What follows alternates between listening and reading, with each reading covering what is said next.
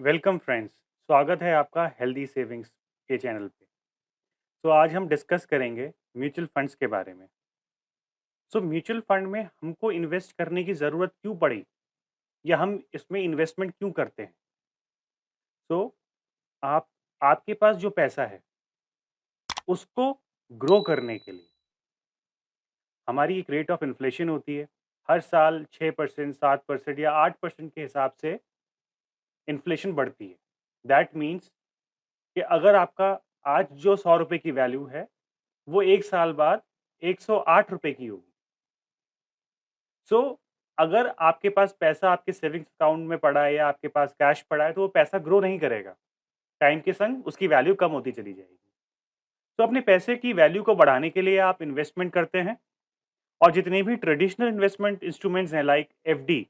अब एफडी आपको 5 से 6% का इंटरेस्ट देती है।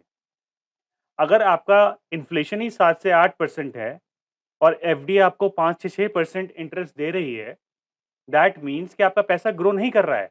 इन्फ्लेशन रेट रेट ही नहीं मीट कर पा रहा। ग्रो तो बहुत दूर की बात है। सो स्टॉक मार्केट आपको एक अपॉर्चुनिटी देता है इन्वेस्ट करने की, रेट ऑफ इन्फ्लेशन को बीट करने की, आपके पैसे को बढ़ाने की। सो स्टॉक मार्केट में बहुत बहुत इंस्ट्रूमेंट्स हैं जिनमें आप इन्वेस्ट करके अच्छे रेट ऑफ रिटर्न्स ले सकते हैं। बट इतने हैं और लोगों को पता ही नहीं है कि उनको कहाँ इन्वेस्ट करना है और कब इन्वेस्ट करना है। कुछ लोग थोड़ा अमाउंट इन्वेस्ट कर सकते हैं, कुछ लोगों को बहुत सारा अमाउंट इन्वेस्ट करना होता है एक बार में। और जितने भी इन्वेस्टर्स हैं, मोस्ट ऑफ द इन्वेस्टर्स के पास टाइम नहीं होता कि वो स्टॉक मार्केट की बारीकी को समझ पाएँ। क्योंकि स्टॉक मार्केट में इन्वेस्ट करना is not a easy task. उसमें आपको अच्छी फाइनेंशियल नॉलेज की रिक्वायरमेंट पड़ती है। तो अब आपके पास 2 ऑप्शंस हैं। या तो आपके पास फाइनेंशियल एडवाइज़र हो, जो आपके सारे इन्वेस्टमेंट्स को देखे, बट उसकी कॉस्ट होती है।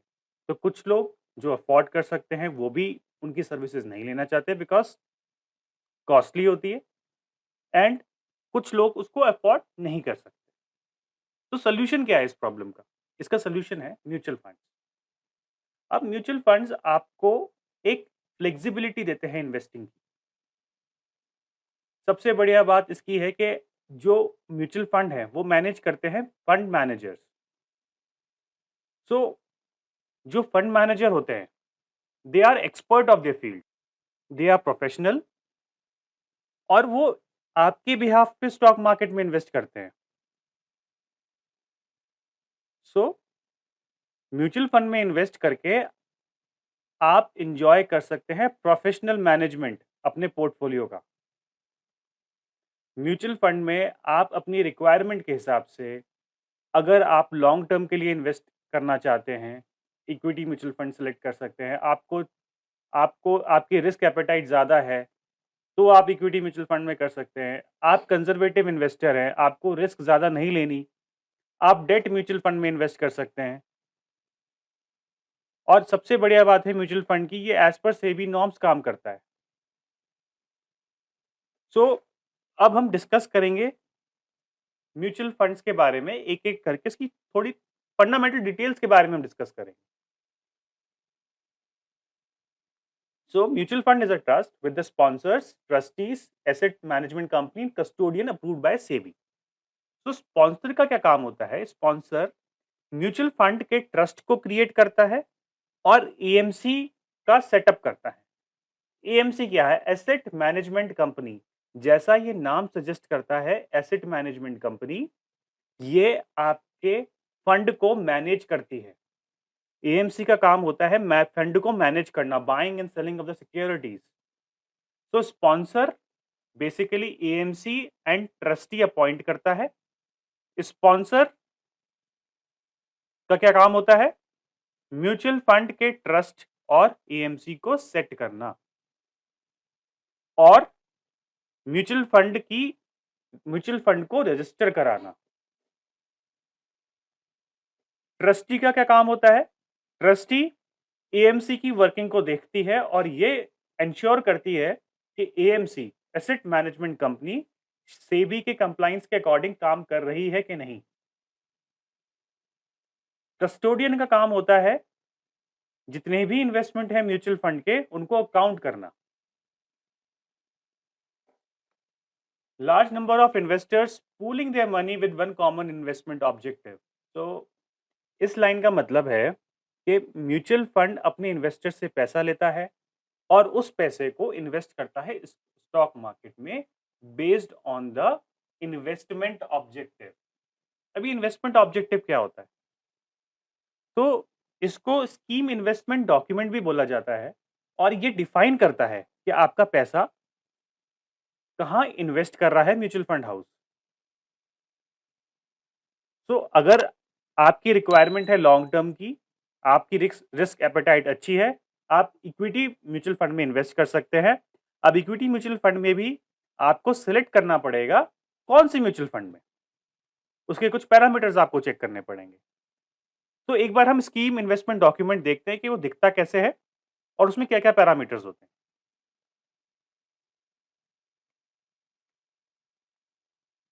तो जैसे एक है axis blue chip fund investment objective, तो मैं इसको यहीं पे इसको सर्च करूंगा।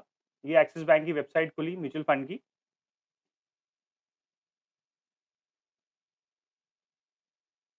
तो इसमें हम देखते हैं इन्वेस्टमेंट ऑब्जेक्टिव कहाँ आता है। तो this is basically axis blue chip fund systematic investment document.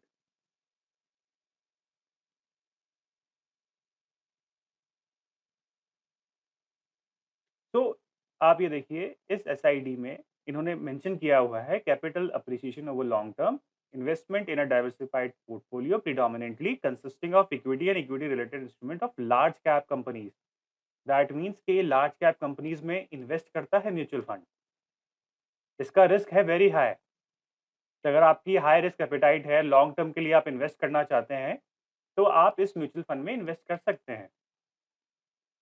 Axis, अब आप देखिए म्यूचुअल फंड का नाम है axis mutual fund, sponsor axis bank, asset management company axis asset management company limited, trustee axis mutual fund trustee limited.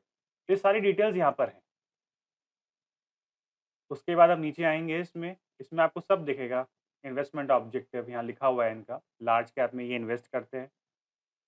Minimum application amount है 5000 and multiples of ₹1 thereafter. Minimum additional purchase amount आप ₹100 से भी इसमें अपना investment कर सकते हैं monthly basis पे। फिर इसमें 2 प्लान्स बताए हुए हैं, regular plan and direct plan. Regular plan और डायरेक्ट प्लान का डिफरेंस हम आगे समझेंगे। उसके बाद आपका आ गया loads not applicable. Entry load is basically अगर आप किसी म्यूचुअल फंड में इन्वेस्ट करते हैं तो उसका कुछ अमाउंट चार्ज करता है कि नहीं करता।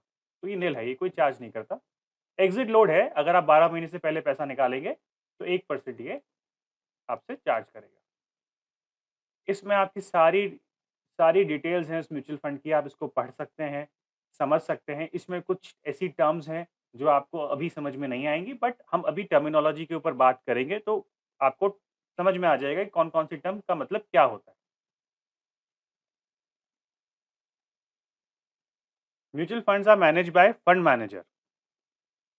सो फंड मैनेजर बेसिकली प्रोफेशनल्स होते हैं फाइनेंशियल मार्केट के।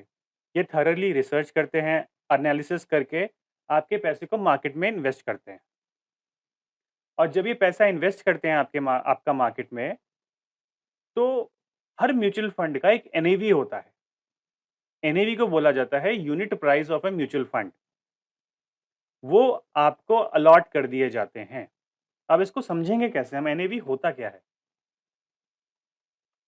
एनएवी को समझने के लिए हम ये समझते हैं, जैसे मेरे पास 1 रुपी है। This is a unit. 100 rupees में मेरे पास 101 रुपी हैं। तो 1 रुपी is a unit. Similarly NAV is a unit of mutual fund. For example, अगर किसी म्यूचुअल फंड का एनएवी 50 रुपीज है, आपने उसमें इन्वेस्ट किए 50,000 रुपीज, तो आपको कितने एनएवीज अलॉट होंगे?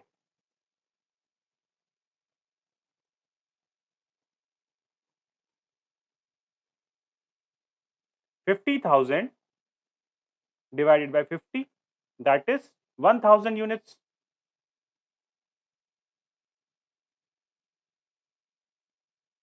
अब आपको ट्रैक करना है कि भाई आपने 50 रुपीज की एनएवी खरीदी थी, आफ्टर 1 ईयर ये एनएवी हो गई 60। तो दैट मीन्स आपका पैसा कितना ग्रो कर गया एक साल में? 20%। जो 50,000 रुपए थे वो ग्रो हो गए 60,000 में। तो आप एनईवी को ट्रैक करके अपना पैसे का ग्रोथ पता कर सकते हैं पर ईयर बेसिस पे। तो एनएवी एक यूनिट होता है म्यूचुअल फंड का, जिसको यूज करके आपको ये पता लगता है कि आपको कितने यूनिट्स अलॉट हुए हैं उस म्यूचुअल फंड में।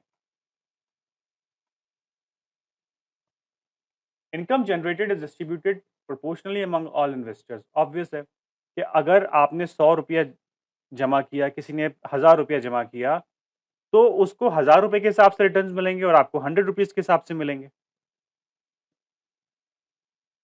Mutual funds can be shortlisted based on the investor requirement by the checking the SID on the AMC website. तो एम हम म्यूचुअल फंड हमारी रिक्वायरमेंट के हिसाब से कैसे सेलेक्ट कर सकते हैं, ये मैंने आगे बताया है इसी में।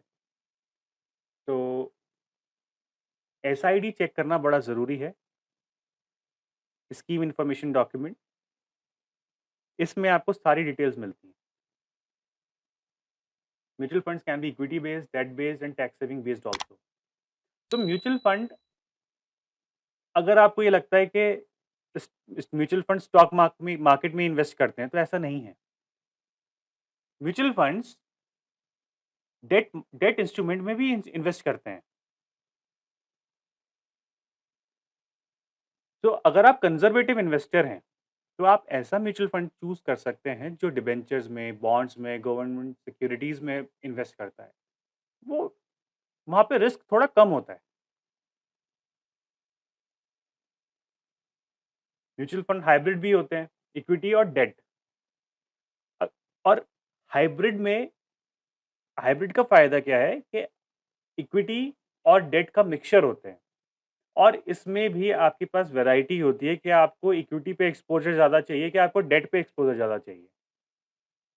क्योंकि अगर इक्विटी का कंपोनेंट थोड़ा-सा ऐड होता है, तो उसके उस म्यूचुअल फंड के रिटर्न्स थोड़े बढ़ जाते हैं लॉन्ग टर्म में। Mutual funds can be according to the market capitalisation, sector, thematic and funds of fund. Yes, mutual fund, अगर आपको किसी किसी फॉरेन फंड में इन्वेस्ट करना है, फॉर एग्ज़ाम्पल नैस्डैक, तो नैस्डैक का एक फंड चलता है, उसमें आप इन्वेस्ट कर सकते हैं। आपको आईटी सेक्टर में इन्वेस्ट करना है, आप उस सेक्टर में इन्वेस्ट कर सकते हैं। आपको लार्ज कैप में करना है इन्वेस्ट, तो आप based on market capitalisation invest कर सकते हैं। तो आपके पास एक वैरायटी ऑफ चॉइस है, ऑप्शंस हैं म्यूचुअल फंड्स में। अब इसकी जनरल टर्मिनोलॉजी के बारे में हम बात करेंगे। Open ended, entry and exit is always open. Close ended में होता है कि आपका इन्वेस्टमेंट लॉक हो जाता है कुछ टाइम के लिए। डायरेक्ट प्लान वो होता है जो आप म्यूचुअल फंड हाउस के संग डायरेक्ट परचेज करते हैं या डायरेक्ट इन्वेस्ट करते हैं। तो आप जब म्यूचुअल फंड हाउस के संग डायरेक्ट इन्वेस्ट करते हैं, तो जो उन एनुअल मेंटेनेंस चार्जेस हैं, वो आपको उसकी कॉस्ट कम पड़ती है। क्योंकि अगर आप रेगुलर प्लान में इन्वेस्ट करेंगे, तो आप अपने ब्रोकर के थ्रू या सब्सिडरी के थ्रू इन्वेस्ट करेंगे, वो अपनी ब्रोकरेज चार्ज करेगा। तो अगर आपको इन्वेस्ट करना है, तो आप रेगुलर प्लान में क्यों जाएँगे? आपको हमेशा डायरेक्ट प्लान ही चूज़ करना चाहिए। लॉन्ग टर्म में इसका भी फ़र्क पड़ता है रिटर्न्स में। Expense ratio basically is the annual maintenance charge levied by the mutual funds. तो जो म्यूचुअल फंड्स मैनेज करने के लिए एक फ़ी चार्ज करते हैं, उसे एक्सपेंस रेशियो बोलते हैं। तो डायरेक्ट प्लान में एक्सपेंस रेशियो कम होता है, रेगुलर प्लान में एक्सपेंस रेशियो ज़्यादा होता है। एंट्री लोड, अगर आप आपको इन्वेस्टमेंट स्टार्ट करनी है, तो क्या उसकी कोई फ़ी है? उसको बोलते हैं एंट्री लोड, ये निल होना चाहिए। एग्ज़िट लोड भी निल होना चाहिए जब आप रिडीम करते हैं म्यूचुअल फंड को। सिप सिप क्या होता है? सिप होता है जब आप रेगुलर बेसिस पे डिसिप्लिन्ड मैनर में इन्वेस्ट करते हैं किसी भी म्यूचुअल फंड में। फॉर एग्ज़ाम्पल, आप चाहते हैं कि भई मैं महीने का 5,000 या 10,000 रुपया इस पर्टिकुलर म्यूचुअल फंड में डालूँ, और मेरा पैसा ग्रो करता चले। तो आपने महीने के पैसे बाँध दिए हैं, ₹5000 या ₹10,000, तो this is known as SIP, systematic investment plan. आप हर महीने उसमें 5,000 या ₹10,000 जमा करा रहे हैं। ऐसे ही होता है सिस्टमैटिक विथड्रॉल प्लान। ये बेसिकली आपको इनेबल करता है रिडीम करने के लिए म्यूचुअल फंड को डिसिप्लिन मैनर में। फॉर एग्ज़ाम्पल आप 35 इयर्स के हैं, आपने 15 साल 25 साल इन्वेस्टमेंट किया म्यूचुअल फंड में, अब आपको उस पैसे को निकालना है। तो आप एसडब्ल्यूपी कर सकते हैं, मतलब आप अगर आपको 1 लाख रुपया महीने की ज़रूरत है, तो आप जाएँगे, विथड्रॉल करेंगे 1 लाख रुपीज़ पर मंथ और बाकी का अमाउंट इन्वेस्टेड रहेगा म्यूचुअल फंड में। वो ग्रो करता रहेगा और आप अपना 1 लाख रुपया महीने का निकालते रहेंगे। This is known as SWP. अब इसी एग्ज़ाम्पल को लेते हैं कि आप 35 इयर्स के हैं, आपने इक्विटी म्यूचुअल फंड में इन्वेस्ट किया हुआ है, नाउ यू आर 55। अब आपको हाई रिस्क इंस्ट्रूमेंट्स में नहीं करना है इन्वेस्ट, अब आपको लो रिस्क इंस्ट्रूमेंट्स में करना है, यानी डेट बेस्ड म्यूचुअल फंड में। तो जब आप अपने म्यूचुअल फंड इक्विटी प्लान को डेट में करेंगे, तो उसे बोलेंगे systematic transfer plan. CRISIL CRISIL basically rating देता है म्यूचुअल फंड्स को बेस्ड ऑन देयर परफॉर्मेंस। तो 5 स्टार और 4 स्टार म्यूचुअल फंड्स ही हम कंसिडर करेंगे इन्वेस्ट करने के लिए। AUM is asset under management. ये आपके म्यूचुअल फंड की टोटल वैल्यू ऑफ इन्वेस्टमेंट बताता है। जितनी बड़ा एयूएम साइज होगा, उतना कम एक्सपेंस रेशियो होगा और उसमें रिस्क भी आपकी कम होगी। तो ये 2 फैक्टर्स हैं, ये हम बिल्कुल ध्यान रखेंगे जब हम म्यूचुअल फंड सेलेक्ट करेंगे अपने लिए। NAV, unit price of mutual fund scheme, ये हम इसके बारे में ऑलरेडी डिस्कस कर चुके हैं। अब different type of mutual funds.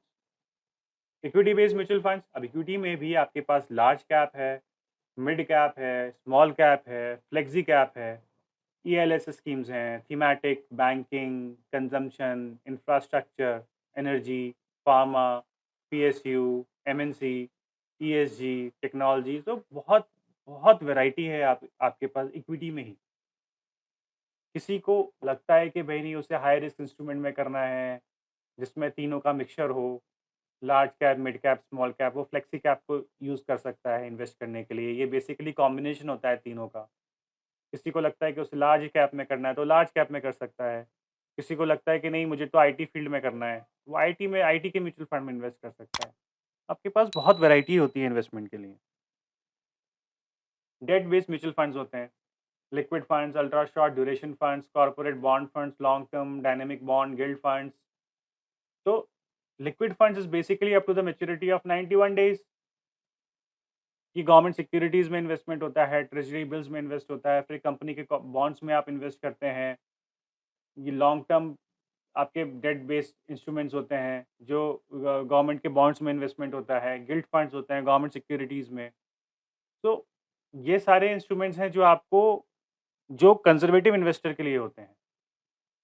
Hybrid mutual fund is basically 3 तरीके के होते हैं, aggressive, balanced and conservative. So hybrid आपको पता है कि इक्विटी और डेट का मिक्सचर होता है। तो अगर आप डेट के पार्ट को बढ़ाएँगे, तो आप कंज़र्वेटिव की साइड ज़्यादा जाएँगे और आप इक्विटी का पार्ट बढ़ाते जाएँगे, तो आप कंज़र्वेटिव से अग्रेसिव की साइड जाएँगे। और दोनों का पार्ट अगर ऑलमोस्ट बराबर होगा, तो वो बैलेंस्ड हाइब्रिड फंड कहलाएगा। आपको इक्विटी से ज़्यादा एक्सपोज़र चाहिए, तो आप एग्रेसिव हाइब्रिड चूज़ करेंगे। आपको डेट में ज़्यादा एक्सपोज़र चाहिए, तो आप कंज़र्वेटिव हाइब्रिड चूज़ करेंगे। नाउ बात करते हैं सिलेक्शन ऑफ म्यूचुअल फंड। तो इस पर्टिकुलर वेबसाइट पे हम जाएँगे सबसे पहले। तो इस वेबसाइट पे हम जाते हैं। This is your website. अब हमको सेलेक्ट करना है कैटेगरी। हम करेंगे इक्विटी में लॉन्ग टर्म के लिए। हमको पता है हमारी रिक्वायरमेंट, मैं लॉन्ग टर्म के लिए इक्विटी में इन्वेस्ट करना चाहता हूँ। ठीक है। कैटेगरी कौन-सा है? Large cap, mid cap, flexi cap. चलो मैं लार्ज कैप में करना चाहता हूँ बिकॉज़ आई नो कि ब्लू चिप कंपनीज़ में इन्वेस्ट करना is good. Mutual fund name, अगर आप किसी एक पर्टिकुलर में इन्वेस्ट करना चाहते हैं तो आपका सेलेक्ट कर सकते हैं। बाकी आप यहाँ पे सिलेक्ट और करके उनको देख सकते हैं, सबमिट कर सकते हैं। अब ये आपको डिफरेंट म्यूचुअल फंड्स के दिखा देगा उनके पैरामीटर्स। तो अब आप देखिए सबसे ज़्यादा AUM किसका है? ICICI prudential blue chip fund का और SBI blue chip fund growth का, बाकी सबके इनके कम है। अब इन दोनों में क्योंकि हम लॉन्ग टर्म के लिए इन्वेस्ट कर रहे हैं तो हम 5 साल का रिटर्न देखेंगे। तो ICICI prudential blue chip fund में इसका इसके रिटर्न्स अच्छे हैं। इस पे क्लिक करके हम इसके बारे में और डिटेल्स देखते हैं। ओपन एंडेड है, बहुत बढ़िया है। अगर आप 1 साल से पहले इसको रिडीम करेंगे तो 1% लोड लगेगा, उसके बाद आपके पास कोई लोड नहीं है। मिनिमम इन्वेस्टमेंट ₹100 है।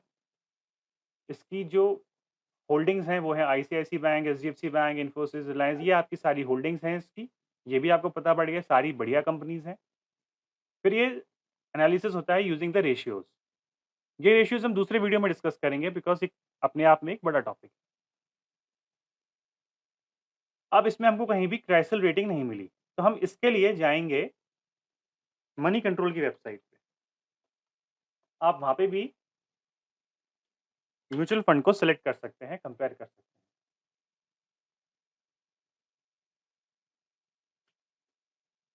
यहाँ पे आप जाएँगे म्यूचुअल फंड्स में, यहाँ पे जाएँगे फाइंड फंड में। आपने जो सेलेक्ट किया था वो था ICICI prudential blue chip fund. इसको सेलेक्ट कर लेंगे। यहाँ पे इसको डालेंगे, ये आ गया ICICI blue chip fund direct plan growth. ठीक, इसकी रेटिंग भी 5 स्टार है। इसकी रेटिंग भी 5 स्टार है और रिस्क मॉडरेटली है। तो ये म्यूचुअल फंड अच्छा है फॉर लॉन्ग टर्म पर्सपेक्टिव। अब हम एक्सपेंस रेशियो को भी देख लेते हैं इसमें। कि डायरेक्ट प्लान में 1.06% इसका एक्सपेंस रेशियो है। अगर हम रेगुलर देखते हैं तो रेगुलर प्लान में 1.7 हो गया। दैट मीन्स 0.63% आपका पर ईयर लगेगा और जैसे-जैसे आपका इन्वेस्टमेंट का अमाउंट बढ़ता जाएगा, ये भी बढ़ता जाएगा। तो इसलिए हम हमेशा प्रेफ़र करते हैं कि हम जो भी डायरेक्ट प्लान है म्यूचुअल फंड हाउस का, उसी को हम लें directly.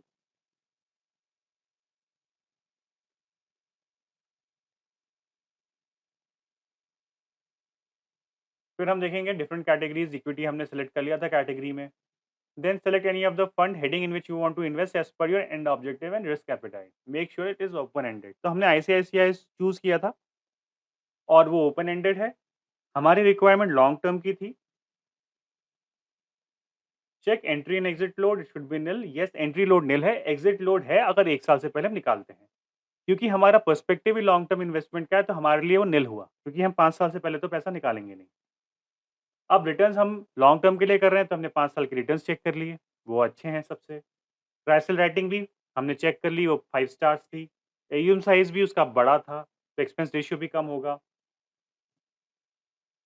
People with high risk appetite can invest in equity based mutual funds. The term of investment should be long term. Conservative कर सकते हैं गवर्नमेंट बॉन्ड्स या डेट सिक्योरिटीज़ में। तो ये तो एंड ऑब्जेक्टिव के ऊपर हमेशा डिपेंड करेगा कि आपको किस तरीके म्यूचुअल फंड में इन्वेस्ट करना है। अब आप चाहें तो आप होल्डिंग्स भी चेक कर सकते हैं उस फंड की। हमने होल्डिंग्स भी चेक करी, उसकी होल्डिंग्स अच्छी कंपनीज़ में इन्वेस्ट किया हुआ है। Based on the returns, CRISIL rating, AUM size and holdings, now you finalize your fund as per your end objective. Do not forget the compare the expense ratio. हमने expense ratio भी compare कर लिया। Always try to invest in direct plan. It will increase your returns in long terms. ये भी हम discuss कर चुके हैं क्योंकि डायरेक्ट प्लान में एक्सपेंस रेशियो कम लगता है और रेगुलर प्लान में डायरेक्ट लगता है। रेगुलर प्लान आपके ब्रोकर के थ्रू होता है जो ब्रोकरेज चार्ज करते हैं। तो ये सारा था हमारा म्यूचुअल फंड के ऊपर। तो हम हेल्दी सेविंग्स पे ये वी होप कि आप लोगों को ये वीडियो अच्छा लगा होगा। तो do share the video and subscribe it. Thank you guys, thank you very much.